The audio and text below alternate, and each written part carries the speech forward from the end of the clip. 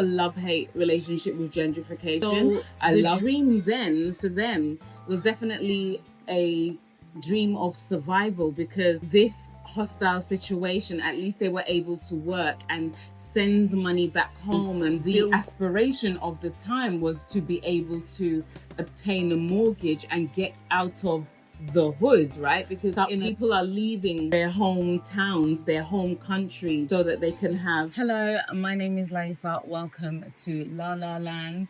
And this is a bit of an impromptu video. I'm away right now, and I think last week's video did really well, whereby I was talking about where is like the Black community moving to if they are not living in London. What other cities are they living in within close proximity of London? And it got me thinking about what the new dream is, or diaspora dream, right? And this is in reference to our parents and grandparents, what they aspired for.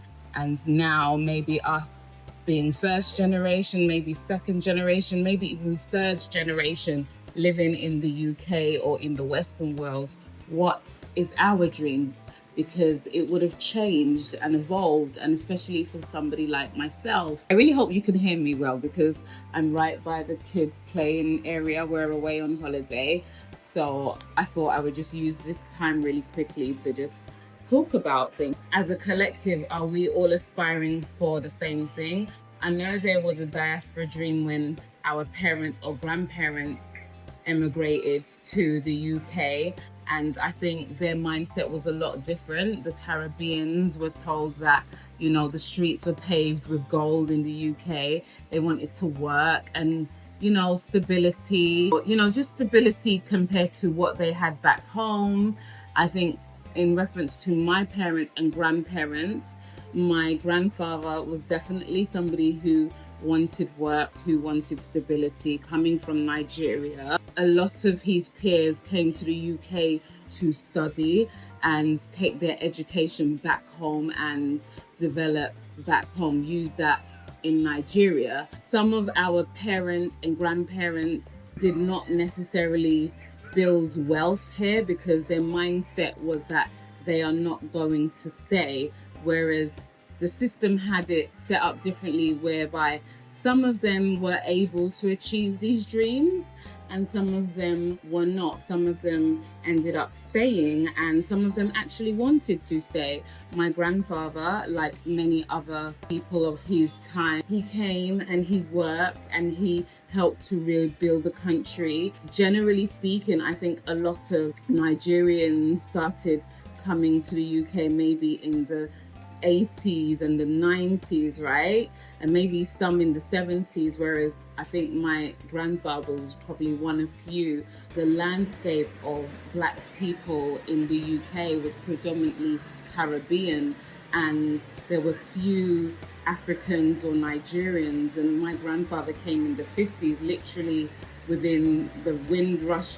I would class him as a Windrush generation because he came during that time, although obviously he wasn't on the Windrush because he's Nigerian, he didn't come on a Windrush boat. His intention was to come and study and get education, and I don't know exactly what age he was when he arrived. He was told that he was too old, so he started working straight away.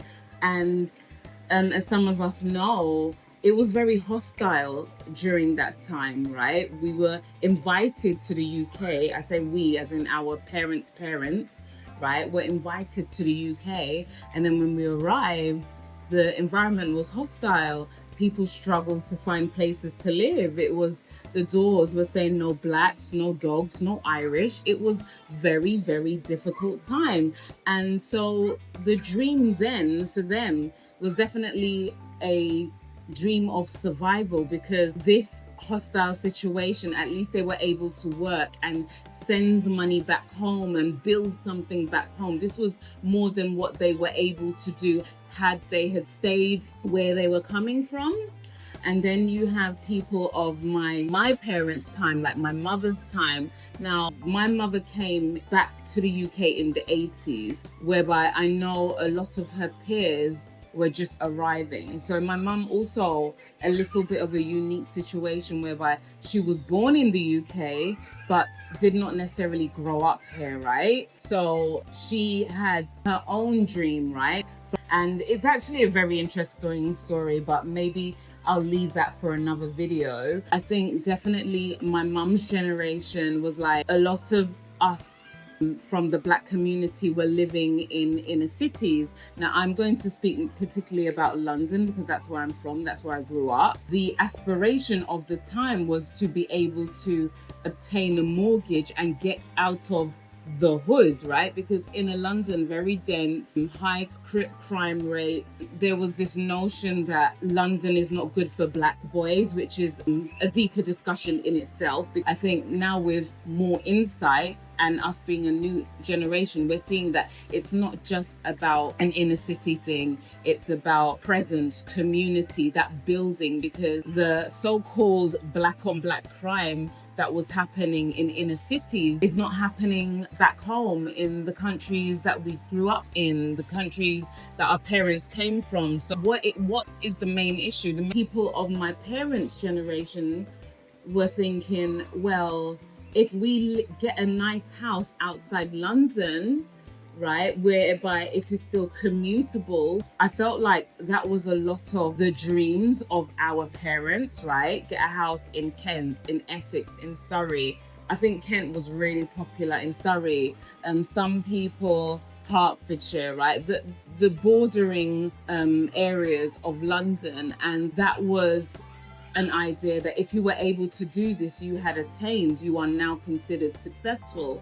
This idea that if you still live in London, you're struggling, or what are you doing there? And there's a lot of negative connotations about estates. Now, I would speak from my own personal experience. Like, there was a short period where we did live in an estate. I felt nothing but community. Keep in mind, I was very, very, very, very young. It felt very neighborly, very community driven.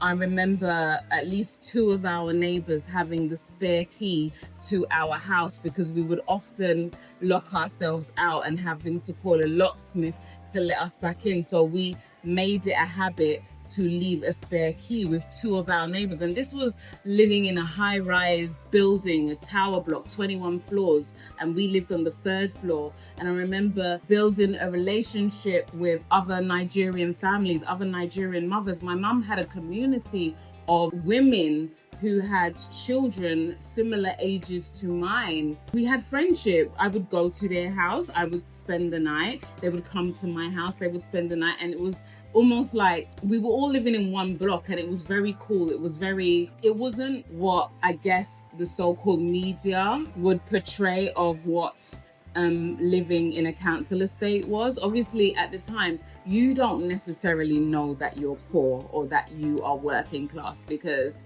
if everybody around you looks the same and you haven't seen anything outside of that, then, you know, oh my gosh, I am sweating.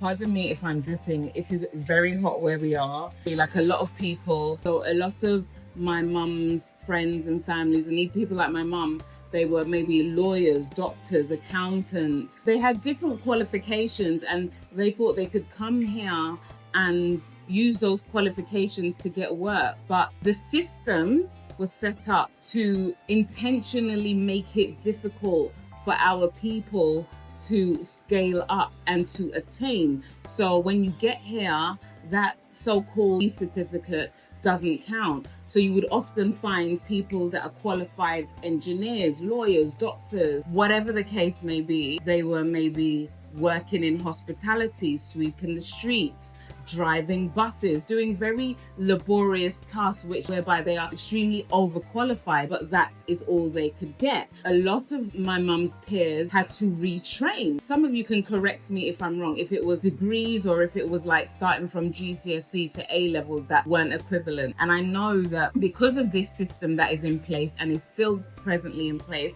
I know that the new generation, maybe the millennials and the Gen Zs, right, they are choosing to And I'm gonna talk about like the Nigerian experience. I know that a lot of Nigerians, they get to a certain level of qualification and they will travel to somewhere like South Africa if they have the means to, and study that qualification over there. So that the main goal would be to get to maybe the UK or another European country so that they can use this qualification to work. Now, these are the levels that they go to attain, right? And this is again part of the Black dream or the diaspora dream, because people are leaving their hometowns, their home countries, so that they can have a comfortable lifestyle. So people are going to extreme measures so that the system that was created to prevent us from progressing, people are finding ways and avenues around that. The generation of our parents and my parents, they had to retrain over here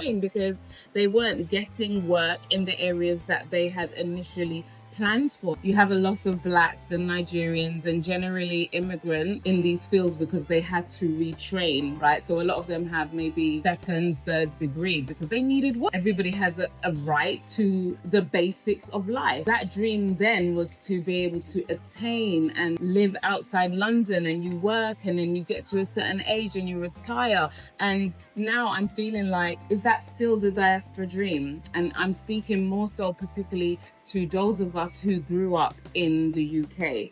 Is that still our dream? Are we still trying to raise enough money so that we could get a mortgage, so that we could live on the outskirts of the city that we grew up in, so that we can commute into the city to work? And then the mortgage that we're paying so much money for a house that we don't get to spend a lot of time in because we're working a 9 to 5. Is that still our dream? Is that still the diaspora dream? I'd love to hear from you. As much as that was the goal then, and maybe it still is the goal for a number of people now, I'm noticing millennials and people younger moving back into London because, say, they grew up in Essex or they grew up in Kent, whereby they were one of few. And I know that these areas, they have my generation and younger are moving back into London, and some of us are even choosing to stay and buy houses within London because of what is happening within inner London. Loads of boroughs that were considered dangerous and you wouldn't be able to pay somebody to live there. They're now extremely expensive and they're changing, they're developing, there's renovation. As much as I have a love-hate relationship with gentrification.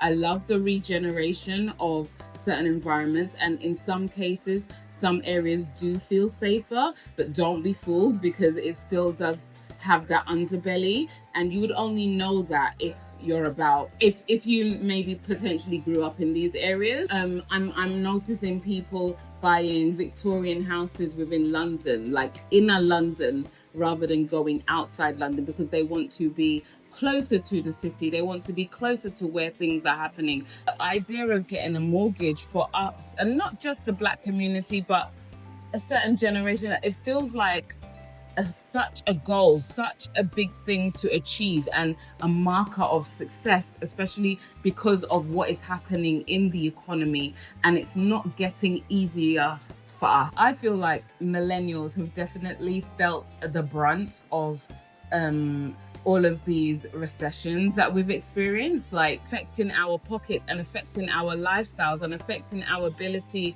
to obtain a quality of life that we feel like it should be better than our parents. We should be doing better off. And I'm finding that's why so many of us are moving to Dubai, or not. I'm using Dubai as an example because I feel like social media has really done a number on us, where so many of our community are living in Dubai with their families, building a life for themselves and building business, building a new sense of community.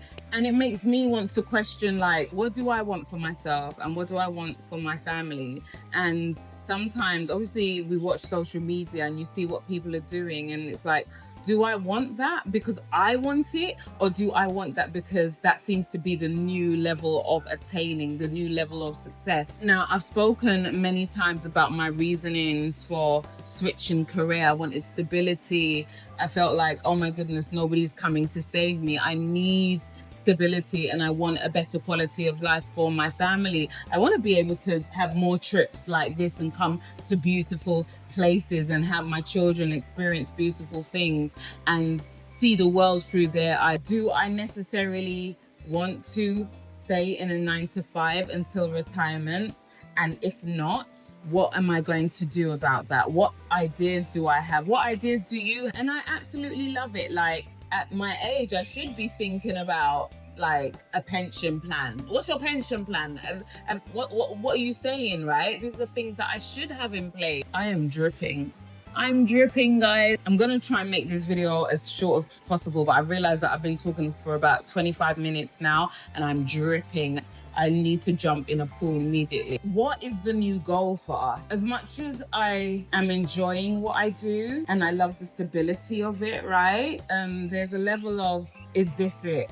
Is this everything? And if I'm having that mindset, it's like, oh, so then what is it that I want, right? And there's also questioning, I would love my time back, but I don't want to be a struggling artist. And not to blow my own trumpet, but I know that there are various things that I am good at and I am skilled at. But have I been able to capitalize properly and monetize all of these skill sets so that I can buy my time back? What is the end goal? Is it the same as my parents? I've seen my grandparents retire and enjoy that, but that's a different generation. It's not going to be the same as my grandfather. I saw my grandfather live very comfortably. He was able to obtain something that he was able to pass on to his children and children's children and children's children's children. That's a generational thing that I would say our Caribbean counterparts have been able to tap into for a while because they've been in the UK longer, whereas I feel like our generation of Africans, Nigerians, not the inheritance that you passed on, but the inheritance that you received. What does that look like and how do you manage that? There are not many conversations that are being had, I feel like, within my group of millennials, of Black people, of Nigerians in particular, that are able to have open discussions because evil eye is a thing and people are very superstitious, and the issue is we don't share knowledge, we don't share information, and this is how we get things wrong. But we talk about the things that we plan on doing for our children and our children's children. Us as millennials and younger, we're understanding that social capital is a thing, that education is not necessarily enough. And as much as, yes, you send your children to the best schools, but if you can financially afford to, why not send your children to private schools or grammar schools? Because there is social capital in doing so, and seeing nepotism firsthand, like in my face, right? And I'm not even necessarily saying that it's a bad thing, because who wouldn't want to help the people that you love, your friends, your family? Why wouldn't you tap into the people within close proximity first before extending outwardly? I think if I had that sort of social capital and that social status, I would potentially do the same thing for my lot, for my people. As somebody who was brought up in the UK, educated in the UK system, I think it's very different to when you come to the UK as an adult or as a young teenager, where your formative years, you've had it back home, and back home being Nigeria or wherever you come from. You have two different concepts, two different notions, and you can, there is a privilege in that, which I'll speak about in another time, right? But when you grow up in this system, you see certain things and then you question certain things, and maybe you're like, okay, this is how I want to navigate differently. And I think this is something that we see our Caribbean counterparts do really, really. The idea of buying time back and buying freedom back, how do I want to create those steps, right? Because it can't be the same as what our parents and grandparents did. It's like work, and you think that you're going to collect all of like this bucket of wealth and then be able to transfer it in a way that it will now levy up your lifestyle. Because some of our parents wanted to go back home. They just wanted to work here, build up enough wealth, and then go back home to Nigeria and retire there. And some of them haven't been able to do that. Some of them have. Some of them didn't necessarily want to retire. They just wanted to go back. But it became a bit of a catch-22 because I guess some of our parents' peers didn't realize that, oh, there's so much benefit in having British citizenship, which is a topic for another day. But the idea that, oh, that creates something that you didn't necessarily think of or couldn't have imagined, right? You didn't have foresight. You were thinking, this is not my home, I'm not staying here. But you have stayed here, and you've had children here, and you've had grandchildren here, and you've had great-grandchildren here. And you didn't foresee that, oh, maybe having citizenship would be beneficial at this point, because you've had that mindset that this is really not your home, you're going back. But guess what? The children that you've had in the UK, right? This is their home. This is all they know. I feel like I'm going into various different topics. And if there's any topic that I've touched on in this video that you would like me to delve deeper into, please do comment, share. You can DM me directly if you don't want to comment in the comment. But I think you should, because I really want to create dialogue around the new diaspora dream. And what is that? What does it look like? What are some of your dreams? Maybe we can rub minds, right? Or you could DM me on Instagram if you have my socials. Please do that. I'm also on TikTok, you know how it goes. But yeah, thank you so much for watching. Thank you for listening. Do all the things, right? Because like, if you've made it this far to the end, and I am dripping with sweat. I'm dripping. I'm sure you can see it on camera. Anyway, until the next one. Yeah, it's too hot. It's way too hot. Whew. Bye.